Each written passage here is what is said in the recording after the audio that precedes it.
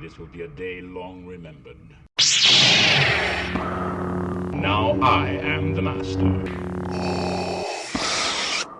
Welcome to another episode of Legends and Theories, and welcome to my video looking at how the downfall of the ISB truly shows how the Empire was doomed to lose. And this was inspired by an interview for Andor Season 2, which I just can't find right now. I was looking over a bunch of places, but I just can't remember where I originally saw it. It's probably just something I'm missing, and I missed it in the interviews I was skimming through. But it was, I believe it was either Genevieve O'Reilly or I can't think of Deidre's actress's name, but it was one of them that was mentioning uh, how it was kind of showed that the Empire would go and turn on their own, while the rebels would go and they would get closer together. In the interview, they were saying it was like the rebellion was like a tribe and the Empire was like a gang. Again, I can't remember where I saw the interview, and I was trying to find the clip of it, but I just couldn't find it. And I don't remember where it was, but I'm sure someone could find it if you can. Put it in the comments, and I'll pin the comment. If it doesn't let links go through, I'll still pin your comment and just leave the title of the video, and I'll reply with the link because I'll be able to post the links since it's my channel. But just going through this, I think that it truly does make sense to why this is the downfall of the Empire. And that's really because they go in to turn on their best if they ever make the slightest screw up. Yeah, there's people like uh, Ozzel in Empire Strikes Back who was more or less incompetent and majorly screwed up. And did Vader have to execute him? No, but the guy was, well, he wasn't the brightest ever. And just taking a look specifically at Andor, because that's what I'm looking at, I'd say that just seeing how everything that really happened to Partagaz really goes and shows what happened because, yeah, I can at least understand what happened with Dedra that, well, I think Karnak was right. If you're not a rebel spy, you missed your calling in life because she really did screw up majorly and really, like, she had logical reasons, but it was just, it just looks too much like she was a spy, even though as an audience we know that she is completely loyal to the Empire, and I could at least understand that, especially since an already proven spy was able to use that information she gathered to go and alert the rebels. And it seems like her coworkers mainly don't believe that she's a traitor, but well, most of her coworkers are dead or going to be blamed for her incompetence, so that is kind of makes it irrelevant. And just taking a look at it, well, Dedra is one of their best ones, and yes, fully through her fault of her own. Her not just making the brightest decisions in terms of security. It is totally understandable that they could misunderstand that she's a spy and toss her out, even though she's trying to say, "Oh, I'm fully loyal to the cause." That's well, exactly what a spy would say. So she's kind of just got stuck in a really bad position where it was mainly her arrogance because if she led that assault on Luther's shop and while she didn't have her arrogance to go in and confront him on her own, she may have been able to capture him alive, and, well, the situation would have been a lot better for her. But Luthen was, well, managed to nearly kill himself, and while she was pulled away, and Luthen was finished off while she was gone. And really, she just didn't do too much to help and prove that she wasn't guilty of being a spy. It just looked really bad for her. But again, I said that's at least understandable, but everything with Partagaz that that is what shows why the Empire was destined to fail because he was completely loyal. He was fully competent. He didn't know that there was spies behind, well, at least one spy and a second suspected one. So just for the rest of this, I'm going to be referring to Detra as basically a confirmed spy since that's what they believe in her. As I said, they have enough stuff for, Occam's razor to say, yeah, she is a spy. So, looking at it, it seems that you presumably had two spies under his supervision. One of them was the person who went and enacted the Gorman massacre, and, well, she also went and got together enough information about the Death Star to have the other spy go and alert the rebellion about it. And they go and they want to execute Partagaz for that.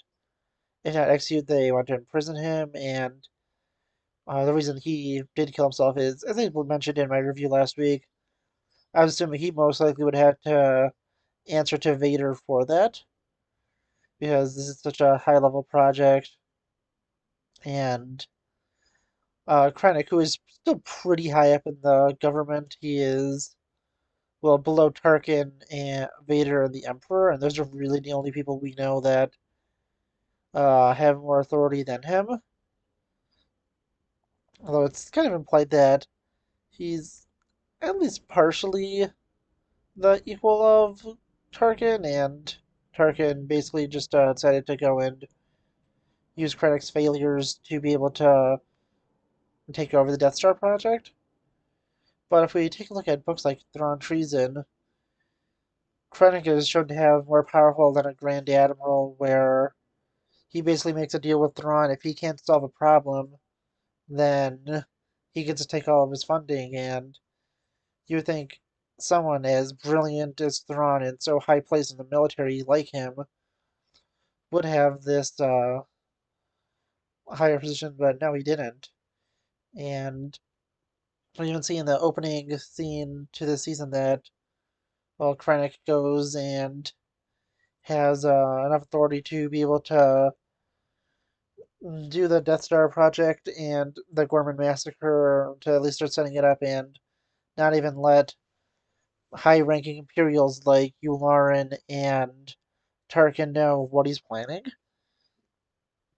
And that is honestly just, it's just super interesting to go and look at.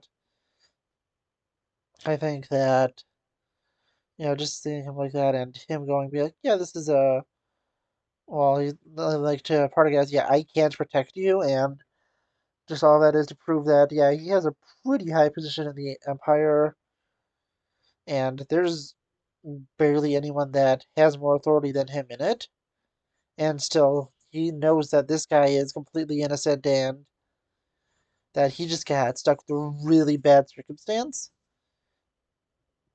And with that, he is like, I'm sorry, I'm not going to be able to protect you. And I know that what's going to be happening, and you're going to have to answer for your own failures, and most likely have to pay with your life.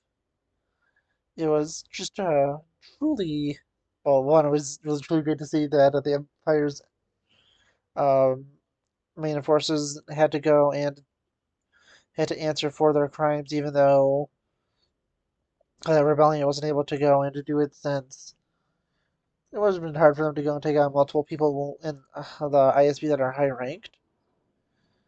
But him going and having to, well, seeing that he has no choice but to kill himself is just shows that the Empire is willing to just turn on anyone, even their most competent and loyal members, if they go and make any mistakes or if there's just something that is completely out of their control. And that is truly what makes the fact that the Empire is going to fall apart and ultimately loses. Really, the only thing that's holding together is Palpatine, and there is no loyalty at all. If you take a look at something like the Clone Army, one of the most reasons that they're most effective is they were all loyal to each other and their commanders with a basically unquestioning loyalty, while if we take a look at the Empire, yeah, no one's really loyal, and that's something that even the best clones couldn't have taught the Imperials, since that's the entire type of society the Sith want to set up. And I was only talking about the Empire and why they chose they were going to lose. But if we take a look at the Rebellion and why it's going to win, in comparison to what someone like Dedra or Partagas did, yeah, Dedra did a pretty big mess up, and Partagas, well, he just got really unlucky for the situation he was in. But Cassian, basically, we see him committing what is essentially treason every week to the rebellion, where we take a look at the final two arcs, since that's when there's an official rebellion set up. He's going and he's answering Luthen's calls, he's ignoring rebellion orders, and he's doing what he thinks is right. And instead of going and imprisoning him or punishing him, they realize that this is a useful asset for them. He is a true believer in the cause, and even if he does go and doesn't obey us at all times, we need to cut him some slack and cover for him. We're going to protect him, and even Draven says, yeah, we're going to go and we're just going to pretend like everything you just did, sneaking off to Gorman, that is, we're just going to act like it didn't happen. And the reason for that is, well, you went and saved Mon Mothma so she could go and be the public face and leader of the rebellion. And that's why it is just honestly shows that they would have won, because they have that loyalty. They are able to go and make their weakest members stronger and not want to turn on anyone who makes the slightest mistake or doesn't go and fully follow everything that the rebellion wants. While with the Empire, if you do get results and you just didn't do it by the Empire's terms, even if it did go and lead to you taking out one of the most prolific members of the enemy, it is just truly shows how it's done. Because again, we see if you can look past the stuff with Dedra, she went and captured Axis and managed to track him down. She just didn't follow the rules to go and do that. And again, if you look past her being suspected as a spy, even though she wasn't, then you could see that. Well, yeah, it's at least partially part of it, but there was the fact that she was considered a spy. But again, we could go to Partagas and look at him, where he did everything right. He just didn't know that there were spies in his midst, and he got unfortunate. The Empire was going to turn on him. He was the second in command of the ISB, presumably from what it seems like under Yularen himself. And just as a side note, this week just really, really sucked for the ISB, where they go and learn that, well, again, I'm saying presume, where I know Dedra's not a spy, but this is from their opinion, that two of their top-rated agents were spies.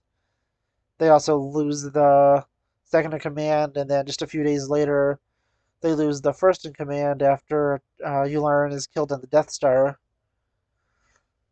So yeah, that's why I also calling this a downfall of the ISB, because we never see them as prominent again after,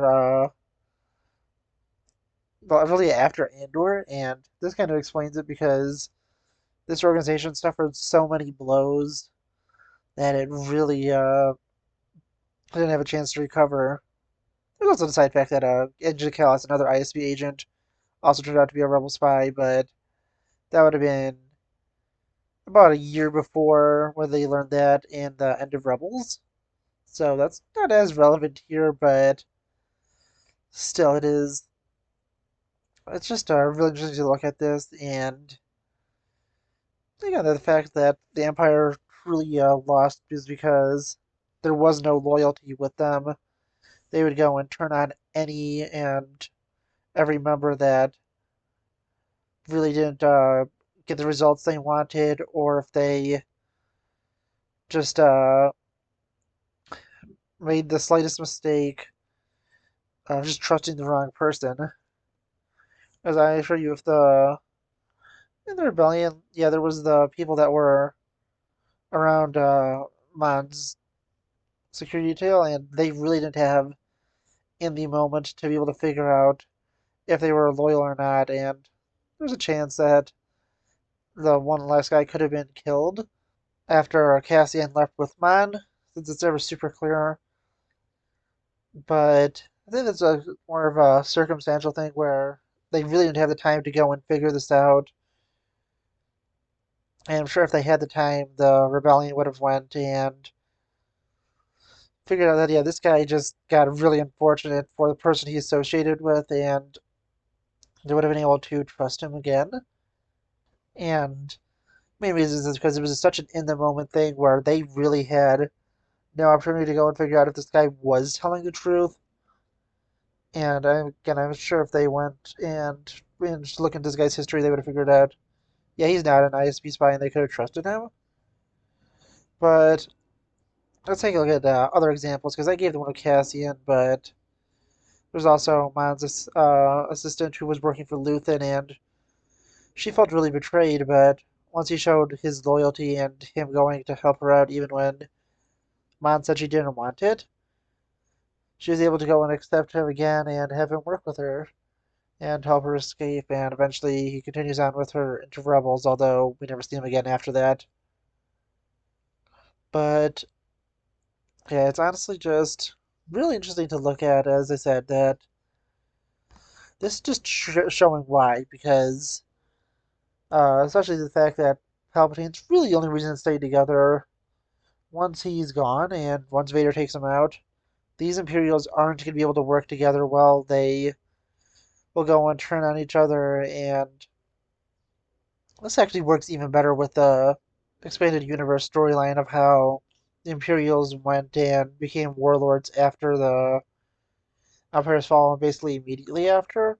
There was no Operation Cinder to go and or yeah, Operation Cinder to go and destroy the Empire itself.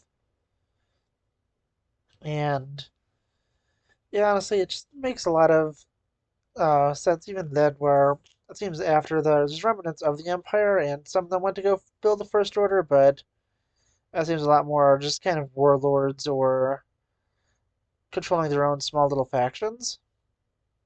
And there really is no true Imperial cohesion after Palpatine is gone because no one really trusts each other, and they're willing to go and turn on anyone with the smallest little mistake. And yeah, that's really it for this video. Honestly, I think that it's just really fascinating to look at. Again, if you find that interview,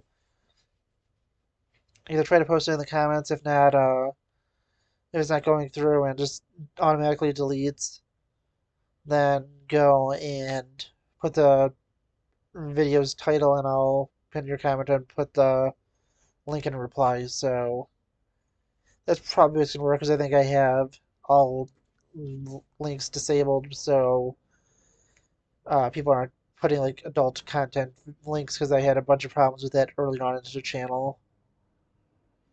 But yeah, honestly, really, that's all. Let me know what you think in the comments, and I'll see you in the next episode of Legends and Theories. Thank you for watching this episode of Legends and Theories. Please subscribe, like the video, share the video, leave a comment, check out the video on screen, and may the Force be with you.